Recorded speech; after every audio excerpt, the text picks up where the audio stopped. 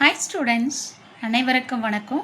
இன்றைக்கி வீடியோவில் நம்ம என்ன பார்க்க போகிறோம் அப்படின்னா, சர்க்கியூட் தியரி இல்லை சர்க்கியூட் அனாலிசிஸ் என்ன மாதிரி சப்ஜெக்ட் நேமாக இருந்தாலும் சரி, இந்த டைப் ஆஃப் ப்ராப்ளம்ஸ் உங்களுக்கு கேட்பாங்க. வாங்க பார்க்கலாம். ஃபைண்ட் தி வோல்டேஜ் அக்ராஸ் 10 ஓம் ரெசிஸ்டர். இப்போ இங்கே பாருங்கள், என்ன மெத்தட்னே அவங்க மென்ஷன் பண்ணலை. மெஷ் அனாலிசிஸா இல்லை நோடல் அனாலிசிஸா இல்லை என்ன நெட்வொர்க் தியரம்ஸுமா, அந்த மாதிரி எந்த ஒரு இதுவுமே அவங்க கொடுக்கல. வோல்டேஜ் அக்ராஸ் 10 ஓம் என்ன வரும் அப்படின்னு தான் கேட்டிருக்காங்க. அப்போ நம்ம என்ன டெக்னிக் வேணாலும் யூஸ் பண்ணி இந்த ப்ராப்ளமை சால்வ் பண்ணிக்கலாம். நீங்கள் கிர்ச்சாஃப்ஸ்லாம் அப்ளை பண்ணலாம், இல்லை mesh analysis, nodal analysis, Thevenin's, Norton's எது வேணாலும் பண்ணிக்கலாம். ஓகேங்களா? பட் இங்கே நான் என்ன பண்ண போகிறேன் அப்படின்னா, மெஷ் அனாலிசிஸை யூஸ் பண்ணி தான் ஃபைனலாக ப்ராப்ளமை சால்வ் பண்ண போகிறேன். பட் அதுக்கு முன்னாடி நான் என்ன பண்ண போகிறேன் அப்படின்னு சொல்லி பார்த்தீங்கன்னா, கரண்ட் சோர்ஸை வோல்டேஜ் சோர்ஸாக மாற்ற போகிறேன். அப்படி மாற்றிட்டு நான் மெஷ் அனாலிசிஸ் அப்ளை பண்ணி ப்ராப்ளமை கம்ப்ளீட் பண்ண போகிறேன். மேடம், நீங்கள் இந்த ப்ராப்ளமில் கரண்ட் சோர்ஸை வோல்டேஜ் சோர்ஸாக மாற்றுறீங்கன்னு சொல்கிறீங்க, அதை எப்படி மாற்றுவீங்க அப்படின்னா, ரொம்ப சிம்பிளான விஷயம்தான். இப்போ பாருங்கள், இங்கே நமக்கு கரண்ட் சோர்ஸ் இருக்குது. இந்த கரண்ட் சோர்ஸுக்கு பேரலாக நமக்கு என்ன இருக்குது பாருங்கள், ரெசிஸ்டன்ஸ் இருக்குது. கரெக்டாக? அப்போது இந்த கரண்ட் சோர்ஸுக்கு பேரலாக இங்கே ரெசிஸ்டன்ஸ் இருந்தது அப்படின்னா நான் என்ன பண்ணலாம், இதை வோல்டேஜ் சோர்ஸாக மாற்றிக்கலாம். ஓகேவா? சப்போஸ் எனக்கு இங்கே 10 ஓம் ரெசிஸ்டன்ஸே இல்லை, டயக்ராமில் இப்படி தான் இருக்குது, அப்படி இருக்கிறப்போ நான் இந்த 5 ஓமையும் 2 ஓமையும் சீரிஸ்னு எடுத்துகிட்டு இதை வோல்டேஜ் சோர்ஸாக மாற்றலாமா அப்படின்னா கண்டிப்பாக பண்ண முடியாது. ஓகேவா? ஏன்னு சொன்னிங்கன்னா, இந்த 5 ஓமுக்கும் 2 ஓமுக்கும் இடையில் என்ன பண்ணியிருக்காங்கன்னு பாருங்கள், ஒரு ரெசிஸ்டன்ஸும் கரண்ட் சோர்ஸும் கொடுத்துருக்காங்க. அப்படிங்கிறப்போ உங்களுக்கு இந்த 2 ரெசிஸ்டன்ஸும் சீரிஸில் இல்லை. ஓகேவா? ஸோ அப்போ நமக்கு இந்த 10 ஓம் இருக்கிறதுனால நம்ம என்ன பண்ணலாம், இந்த 2 ஆம்பியர் கரண்ட் சோர்ஸும் 10 ஓமையும் நம்ம என்ன பண்ணிக்கலாம் அப்படின்னு சொன்னிங்கன்னா, வோல்டேஜ் சோர்ஸாக கன்வெர்ட் பண்ணிக்கலாம். கரெக்டுங்களா? இப்போ அதே மாதிரி இங்கே பாருங்கள், இங்கே எனக்கு என்ன இருக்குது, 4 ஆம்பியர் கரண்ட் சோர்ஸ் இருக்குது. இந்த 4 ஆம்பியர் கரண்ட் சோர்ஸுக்கு பேரலாக எனக்கு என்ன இருக்குது, 8 ஓம் ரெசிஸ்டன்ஸ் இருக்குது. அப்போ நான் இது என்ன பண்ணலாம், இந்த கரண்ட் சோர்ஸையும் வோல்டேஜ் சோர்ஸாக மாற்றிக்கலாம். கரெக்டுங்களா? சரி, ஓகே. அடுத்து பார்த்தீங்க அப்படின்னா, கரண்ட் சோர்ஸை வோல்டேஜ் சோர்ஸாக மாற்றுறப்போ நமக்கு நல்லா தெரியும், ஆரோ கொடுத்துருக்காங்க அப்படின்னா, இப்போ இப்படி ஒரு ஆரோ இருக்குது அப்படின்னு சொன்னிங்கன்னா, இதில் டெய்ல் எண்டு ஆரோ எண்டுன்னு கொடுப்போம். சரிங்களா? அப்போ டெய்ல் எண்டுங்கிறது என்னது, இந்த எண்டு தான் நம்ம டெய்ல் எண்டுன்னு சொல்லுவோம். இதை என்ன சொல்லுவோம், நம்ம ஆரோன்னு சொல்லுவோம். அப்போ டெய்ல் எப்போவுமே என்ன பொலாரிட்டி இருக்கும்னா நெகட்டிவ் பொலாரிட்டி இருக்கும். ஆரோ என்ன பொலாரிட்டி இருக்கணும்னா பாசிட்டிவ் பொலாரிட்டியில் இருக்கும். சரிங்களா? அதை பேஸ் பண்ணி தான் நம்ம பேட்டரியோட பொலாரிட்டி போடணும். ஏன் மேடம் இதை சொல்கிறீங்க இந்த இடத்துல அப்படின்னா, இந்த ஆரோவோட டைரக்ஷனை பொறுத்து தான் நம்ம பேட்டரியோட பொலாரிட்டி போடணும். ஓகேவா? அப்போ இது நமக்கு தெரியணும். டெய்ல் எண்ட் எப்போவுமே நெகட்டிவ், ஆரோ எண்ட் எப்போவுமே பாசிட்டிவ் அப்படின்னு சொல்லிட்டு. ஓகேவா? இப்போ இங்கே பாருங்கள், உங்களுக்கு இது டெய்ல் எண்டு, இது ஆரோ எண்ட். இப்போ இங்கே நான் என்ன பண்ணுறேன், இந்த கரண்ட் சோர்ஸை வோல்டேஜ் சோர்ஸாக மாற்ற போகிறேன். இப்போ நமக்கு நல்லா தெரியும், அக்கார்டிங் டு ஓம்ஸ் லா படி V is equal to IRன்னு சொல்லிட்டு. அப்போ கரண்ட்டோட வேல்யூ என்ன, 2 ஆம்பியர்னு இருக்குது. ரெசிஸ்டன்ஸோட வேல்யூ என்ன, 10ன்னு இருக்குது. அப்போது இந்த 10ஐயும் 2ஐயும் மல்டிப்ளை பண்ணால் நமக்கு எவ்வளோ வரும், 20 வோல்ட்டுன்னு வரும். இப்போ இங்கே என்ன ரெசிஸ்டன்ஸ் இருக்கோ அந்த ரெசிஸ்டன்ஸை இந்த பேட்டரிக்கு சீரிஸில் கனெக்ட் பண்ணிக்கணும். ஓகேவா? சரியா? இப்போ எனக்கு இங்கே பாருங்கள், என்ன எண்டு இருக்குது, டெய்ல் எண்டு இருக்குது. அதனால் ஃபஸ்ட்டு நெகட்டிவ், அடுத்தது என்ன இருக்குது, ஆரோ இருக்கிறது பாசிட்டிவ். இந்த ரெசிஸ்டன்ஸை சீரிஸில் போட்டுட்டேன். அதே மாதிரி தான் இங்கேயுமே உங்களுக்கு இந்த 8 ஓமும் 4 ஆம்பியரும் நமக்கு எப்படி இருக்குது, பேரலாக இருக்குது. இது வோல்டேஜ் சோர்ஸாக மாற்றுறப்போ இங்கே பாருங்கள், இது டெய்ல் எண்டு, அப்போ நெகட்டிவ், இது ஆரோ எண்டு பாசிட்டிவ். இந்த ரெசிஸ்டன்ஸை நம்ம என்ன பண்ணியிருக்கோம், சீரிஸில் கனெக்ட் பண்ணியிருக்கோம். அப்போ 8ம் 4ம் மல்டிப்ளை பண்ணிங்கன்னா 32 வோல்ட்டுன்னு வந்துடும். அப்போ இந்த கரண்ட் சோர்ஸையும் மாற்றிட்டோம், இந்த கரண்ட் சோர்ஸையும் என்னவா மாற்றிட்டோம், வோல்டேஜாக மாற்றிட்டோம். சரியா? அப்போ டயக்ராமை நம்ம இந்த மாதிரி ரீப்ளேஸ் பண்ணிக்கலாம். அப்போ இந்த வோல்டேஜ் சோர்ஸை தான் நம்ம என்ன பண்ணியிருக்கோம், இந்த கரண்ட் சோர்ஸை தான் என்ன பண்ணியிருக்கோம், வோல்டேஜ் சோர்ஸாக மாற்றிட்டோம். வோல்டேஜோட வேல்யூ 20, ரெசிஸ்டன்ஸோட வேல்யூ 10. அடுத்தது இங்கே இருக்கிற 5 ஓமு, இங்கே இருக்கிற 2 ஓம். அடுத்து இங்கே இருக்கிற இந்த கரண்ட் சோர்ஸை நம்ம என்ன பண்ணியிருக்கோம், வோல்டேஜ் சோர்ஸாக மாற்றிட்டோம். ஓகேங்களா? மாற்றிட்டு டயக்ராம் இந்த மாதிரி கிடச்சிருச்சு. இப்போ இந்த டயக்ராமில் டோட்டலாக எத்தனை லூப்ஸ் இருக்குதுன்னு பாருங்கள். 3 லூப்ஸ் இருக்குது. இது ஃபஸ்ட்டு லூப்பு, இது செகண்ட் லூப்பு, தேர்ட் லூப். நான் இப்படி எடுத்திருக்கேன். உங்களுக்கு வந்து இந்த டயக்ராமில் உங்களுக்கு எதுவும் இதுதான் ஃபஸ்ட் லூப்பு, இதுதான் செகண்ட் லூப்புன்னு எதுவுமே கொடுக்கல. நானாக என்னோடய அசம்ஷனில் இது ஃபஸ்ட்டு, செகண்டு, தேர்டுன்னு எடுத்திருக்கேன். மேடம், நீங்கள் உங்கள் பாட்டுக்கு எடுத்துக்கிட்டீங்க, இதை தாண்டி நான் வேறு மாதிரி எடுத்து போட்டால் எனக்கு ப்ராப்ளம் தப்பாக வருமா அப்படின்னா கண்டிப்பாக வராது. இப்போ மேபி நீங்கள் என்ன பண்ணிக்கலாம், இதை ஃபஸ்ட்டுன்னு எடுத்துக்கலாம், இதை செகண்டுன்னு எடுத்துக்கலாம், இது தேர்டுன்னு எடுத்துக்கலாம். இல்லை இது ஃபஸ்ட் லூப்பு, இது செகண்ட் லூப்பு, தேர்ட் லூப்புன்னு எடுத்துக்கலாம். ஒன்றுமே பிரச்சனை இல்லை. இப்போ எனக்கு என்ன வேணும், இந்த ரெசிஸ்டன்ஸ் வழியாக ஃப்ளோ ஆகிற கரண்ட் என்னன்னு வேணும். அதை கண்டுபிடிச்சிட்டோம் அப்படின்னா இந்த கரண்ட்டும் வோல்டேஜையும் மல்டிப்ளை பண்ணிக்கலாம். கரண்ட்டையும் ரெசிஸ்டன்ஸையும் மல்டிப்ளை பண்ணிக்கலாம். அப்படிங்கிறப்போ வோல்டேஜ் கிடச்சிரும். கரெக்டுங்களா? சரி, இப்போ இங்கே டோட்டலாக நமக்கு 3 லூப்ஸ் இருக்கிறதுனால நான் என்ன பண்ணுறேன் அப்படின்னா மெஷ் அனாலிசிஸில் டைரக்ட் இன்ஸ்பெக்ஷன் மெத்தடை யூஸ் பண்ணி மேட்ரிக்ஸை ஃபார்ம் பண்ணுறேன்.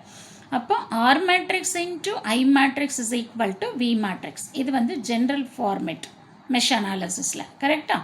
இப்போ இங்கே எத்தனை லூப் இருக்குது? 3 லூப்ஸ் இருக்குது. அதனால் நம்ம என்ன பண்ணணும், 3x3 மேட்ரிக்ஸை ஃபார்ம் பண்ணணும். ஓகேவா? இப்போ இந்த 3x3 மேட்ரிக்ஸை ஃபார்ம் பண்ணுறப்போ உங்களுக்கு நல்லா தெரியும். ஆர் மேட்ரிக்ஸ் வந்து 3x3 வந்து எப்படி எழுதுவோம், R11, R12, R13. அதே மாதிரி R21, R22, R23. அடுத்து R31, R32, R33. கரெக்டுங்களா? இது வந்து ரெசிஸ்டன்ஸோட மேட்ரிக்ஸ். அதே மாதிரி வந்து கரண்ட் எழுதுகிறப்போ I1, I2, I3 டோட்டலாக 3 லூப்ஸ் இருக்கிறதுனால இப்போ திஸ் இஸ் ஈக்குவல் டு என்ன எழுதுவோம், V1, V2, V3ன்னு எழுதுவோம். ஓகேங்களா? இப்போது R11ங்கிறது என்ன அப்படின்னு சொன்னிங்கன்னா இப்போ நல்லா ஞாபகம் வச்சுக்கோங்க. இந்த டயகனல் எலமெண்ட்ஸ் R11, R22, R33ங்கிறது என்ன அப்படின்னா அந்த பர்டிகுலர் லூப்பில் இருக்கிற எல்லா ரெசிஸ்டன்ஸையும் ஆட் பண்ணிக்கணும். இப்போ R11னா என்ன அப்படின்னா லூப் 1ல் இருக்கிற எல்லா ரெசிஸ்டன்ஸையும் ஆட் பண்ணணும். அதே மாதிரி R22ங்கிறது என்ன அப்படின்னா செகண்ட் லூப்பில் இருக்கிற எல்லா ரெசிஸ்டன்ஸையும் ஆட் பண்ணணும். R33ங்கிறது தேர்ட் லூப்பில் இருக்கிற எல்லா ரெசிஸ்டன்ஸையும் ஆட் பண்ணணும். இது டயகனல். ஓகேவா? இப்போ பாருங்கள், அடுத்தது R12. R12 என்ன அப்படின்னா லூப் 1க்கும் லூப் 2க்கும் காமனாக இருக்கிற ரெசிஸ்டன்ஸ். அப்போ இது 1 இது 2 அப்படின்னா இங்கே என்ன ரெசிஸ்டன்ஸ் இருக்குது, 5 ஓம் இருக்குது. கரெக்டாக? அதே மாதிரி R13னா ஃபஸ்ட் லூப்புக்கும் தேர்ட் லூப். இது ஃபஸ்ட்டு லூப், இது தேர்ட் லூப். இப்போ ஃபஸ்ட்டுக்கும் தேர்டுக்கும் காமனாக என்ன இருக்குது, இந்த 2 ஓம் இருக்குது. ஓகே, இப்போ அடுத்த இன்னொரு முக்கியமான விஷயம் உங்களுக்கு நல்லா தெரியணும். இந்த லூப்போட டைரக்ஷன் நான் எல்லா லூப்லேயும் என்ன எடுத்திருக்கேன் பாருங்கள், கிளாக் வைஸ் எடுத்திருக்கேன். அப்படி நீங்கள் கிளாக் வைஸ் எடுக்கிறப்போ இந்த ரெசிஸ்டன்ஸ் மேட்ரிக்ஸில் இருக்கிற ஆஃப் டயகனல் எலமெண்ட்ஸ்னால் என்ன மேடம் அப்படின்னா இப்போ டயகனல் எலமெண்ட்டை தவிர்த்து இருக்கிற எல்லா எலமெண்ட்டும் நம்ம என்ன சொல்லலாம், ஆஃப் டயகனல் எலமெண்ட்டுன்னு சொல்லலாம். கரெக்டாக? அப்போது R12, R13, R23, அதே மாதிரி இங்கே R21, R31, R32 இதெல்லாமே ஆஃப் டயகனல் எலமெண்ட்ஸ். இப்போ எல்லா லூப்லேயும் நீங்கள் வந்து ஒரே டைரக்ஷன் தான் எடுத்திருக்கேன், கிளாக் வைஸ் தான் எடுத்திருக்கேன் அப்படின்னா இந்த ஆஃப் டயகனல் வேல்யூஸ் எல்லாமே நெகட்டிவ் தான்.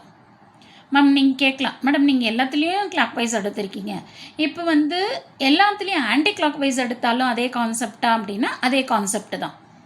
பட் ஆனால் வந்து ஒரு லூப்பில் கிளாக் வைஸு இன்னொரு லூப்பில் வந்து ஆன்டி கிளாக் வைஸ் எடுக்கிறப்ப என்ன ஆயிரும் அப்படின்னா பாசிட்டிவ் ஆயிரும். ஏன்னா உங்களுக்கு சேம் டைரக்ஷனில் ட்ராவல் ஆகும்.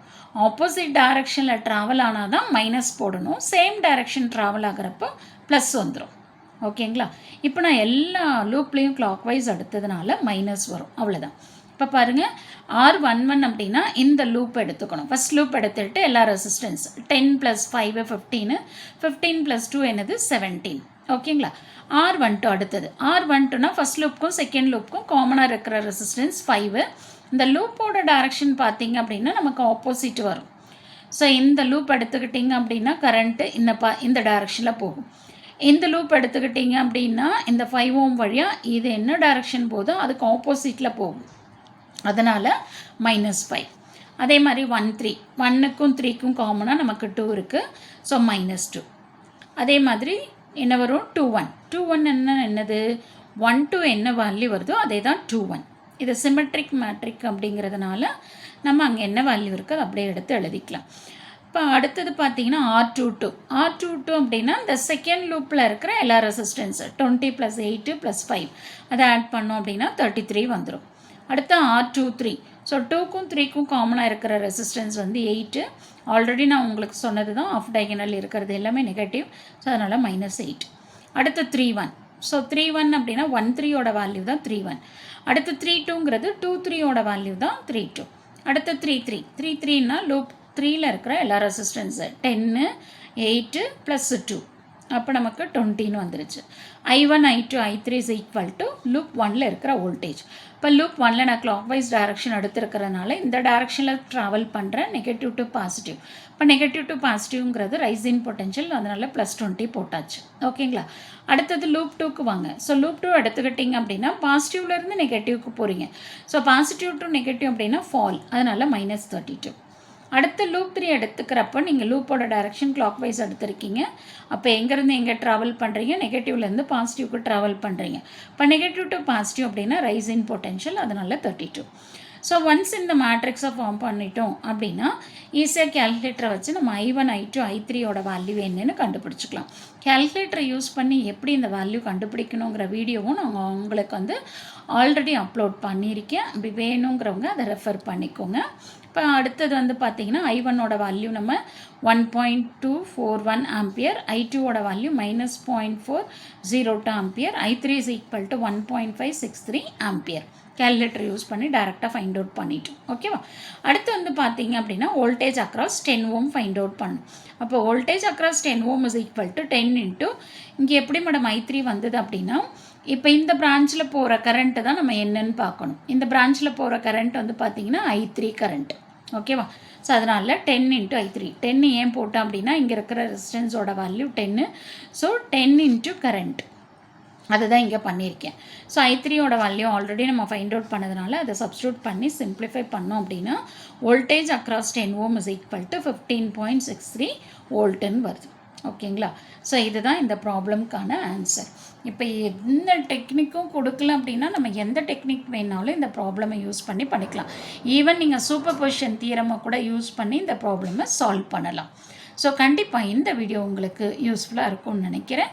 தேங்க்யூ ஃபார் வாட்சிங் திஸ்.